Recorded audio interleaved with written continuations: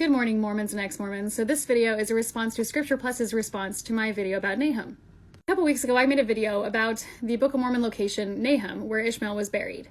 And I said it's not a very good evidence for the Book of Mormon. Then Scriptures Plus stitched my video saying that I was incorrect and that the proposed site for Nahom in Yemen is actually very good evidence for the Book of Mormon. So bear with me, this might be a long response, but I want to actually show you the maps again. Okay, so in the map you'll see a location marked in pink and white. This is the place on many maps called Nahom. It is all a mountain range. In fact, the entire district of Nahom, as it's called today, is just mountains. The lower markers are two different sites. One site is the Beren Temple, where 3 altars were located with the letters NHM inscribed on them. The NHM in this case refers to a tribe. Outside of Mormon studies, I am unaware of any archaeologists translating the inscriptions. This temple is not a burial site. However, a few miles away, as this creator points out, there is an ancient burial site near the Amen Temple, and it does date to the 7th century BCE. One website said that the cemetery had been called Mermginst. Of course, there's no vowels, so I don't know actually how to pronounce that. And this is a very cool burial site where the tombs are stacked in kind of like stories, so to speak. One essay said that those tombs were for the rich and royal of that area. The creator points out that between the NHM altars and the Nim district, it's only 60 miles. She says less than 60 miles. However, if you look at it, the map is 60 miles of road with an added roughly 80 miles or more of mountain range to actually get to the proposed site of Nahom. Please see the picture courtesy of Warren Aston. This is all mountain range. Also, Google Earth really puts the distance in perspective. Scripture Plus says that there are roads to and fro, but she completely neglects the mountains. Nim, or Nahom, or Nim, however you want to spell it, is mountains. The road takes you to a gas station at the foot of the mountain range, but no further. Now, the markers off to the right are other burial sites that Warren Aston, for some reason, added to his studies in his book, In the Footsteps of Lehi.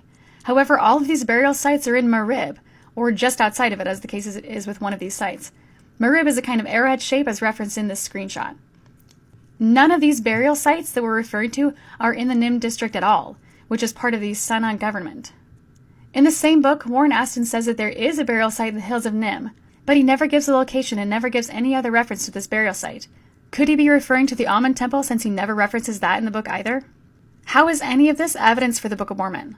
According to one website interpreter, in an article by Jeff Lindsay, he says, quote, "There is no reason to assume that the Nim tribe could not have been associated with Arabia's largest necropolis," referring to the burial sites off to the right, "outside of its current boundaries, roughly as far from current Nim lands as Marib." This same article points out that because the altars in Marib have NHM, they, quote, "obviously," have something to do with the Nim district. Again, I am struggling to see evidence for the Book of Mormon's Nahom, the place where Ishmael was buried. As an active member of the church, I studied 17 different maps dating between 1654 up until 1828, just before Joseph published the Book of Mormon. Nahom, however you want to spell it, appeared on 7 of those maps. 10 of them did not bear the name at all. I was at that time trying to see if it was at all possible for Joseph to have seen the name on a map and just stuck it in the book. And because it appeared on so many of the maps, it is very likely that he did just that.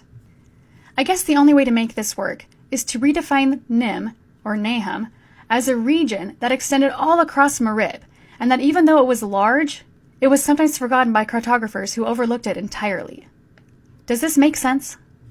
Additionally, Scripture Plus points out that because an unnamed German archaeologist on page 166 of an unknown text identifies the altar in question as coming from the Nim region, it must, in fact, be a region covering nearly a third of Yemen. Is there any reason to think that the Nim district encompassed any part of Marib at any point in time, even in 600 BC? Scripture Plus also relies on the knowledge of an archaeologist of the Yemen Republic by the name of Abdu Othman Ghalib, whom I can't find anywhere outside of Mormon studies, and only a small handful at that. There are 3 points that summarize this video. 1. Nim is a district in the mountains, and is part of Sana'a in Yemen. 2. 3 altars were found in Marib, referring to the tribe NHM, or Nahomite.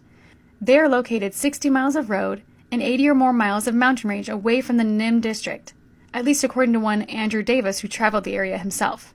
3. An ancient burial site exists close to the altars, dating to 700 BCE. To me, this all feels like coincidence. My understanding is that NHM is a very common name. It happens all over the Bible. It also seems like ancient burial sites are common in Yemen. Here we've just pointed out 4. It wouldn't shock me if Joseph Smith picked the name and guessed that back in 600 BC, the people buried their dead just like the people bury them now.